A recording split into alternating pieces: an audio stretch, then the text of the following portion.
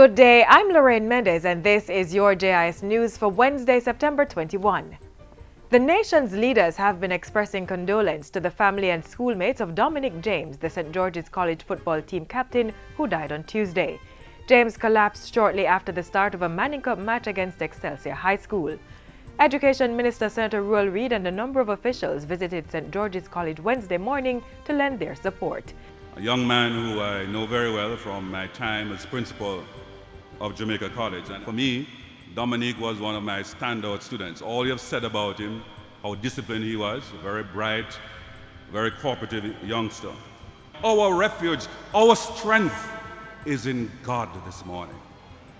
For me, Dominic died as a hero. May his soul rest in peace. Sport Minister Olivia Grange also expressed condolences to Dominic's family and schoolmates. He had a bright future, a young man with great potential. I personally mourn with this school. I mourn with his family. And Prime Minister Andrew Holness, who is attending the 71st United Nations General Assembly in New York, last evening offered prayers on social media for Dominic's family and the entire St. George's community. Government will this week continue discussions with the International Monetary Fund (IMF) on a successor arrangement to its current agreement. Finance Minister Audley Shaw says an interagency technical team is currently working on a draft policy on the successor arrangement that could be supported by the IMF. He says emphasis will be placed on fiscal sustainability, debt management, removing red tape to increase competitiveness and business climate. Accelerating economic growth by pursuing more strategic and transformative private sector investments. Creating more fiscal space to increase our capital spending while targeting such spending on infrastructure that supports our growth strategy.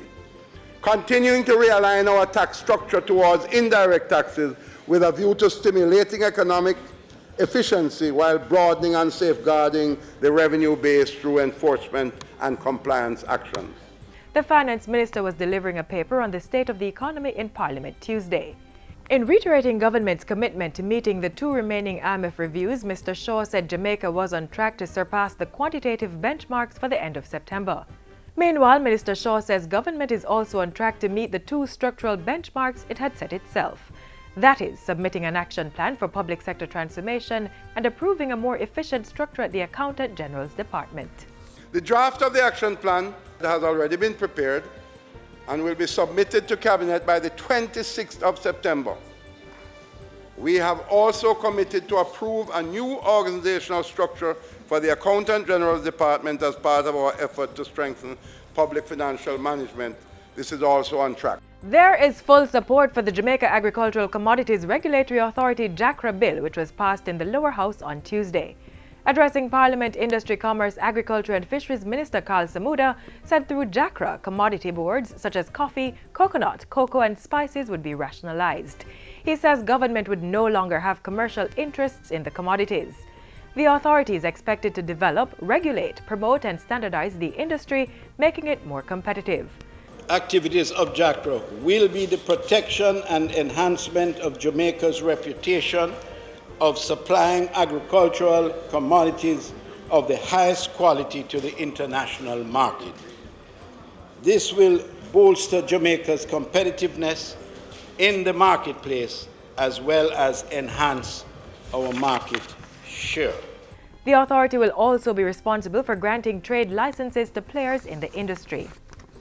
The Montego Bay Convention Center will now be managed, operated and marketed by the Ministries of Tourism and Finance. The transfer of ownership was approved by Cabinet recently. Tourism Minister Edmund Bartlett says the transfer will allow for the development of a new program to drive the marketing of the center as a facility for meetings, short courses and other forms of activities. We are completing an arrangement with the UDC, who were part owners with the Ministry of Finance, and the new owners will become the Ministry of Tourism and the Ministry of Finance. Mr. Bartlett was speaking at a JIS think tank session on Tuesday. And finally, the Jamaica Intellectual Property Office, JIPO, will be providing advanced training to patent examiners in an effort to protect Jamaicans' works. JIPO has already given basic training to 60 patent examiners. we're looking for people who will become competent in being able to examine whether something satisfies the criteria for patentability. JIPO Executive Director Lily Claire Bellamy was speaking at a recent JIS think tank session. The Executive Director says the examiners will also assist in verifying the authenticity of entries to the upcoming National Innovation Awards this November. And that's it for JIS News today. I'm Lorraine Mendes. Thank you for watching.